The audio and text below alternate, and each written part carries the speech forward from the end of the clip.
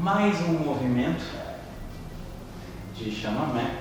Esse movimento a gente já viu de uma certa forma, que é essa caidinha, só que a gente agora vai andar e deslocar com ela. Como é que a gente faz isso? Da base, a gente vai suspender um pouco o corpo e desce.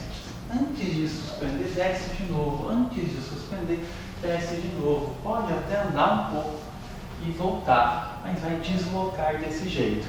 Tá? Como que a gente faz isso mesmo? Então andou, desceu, subiu, desceu, subiu. Se for andar um pouco, vira um pouco mais, desce de novo e sai ao lado. É isso. Ok?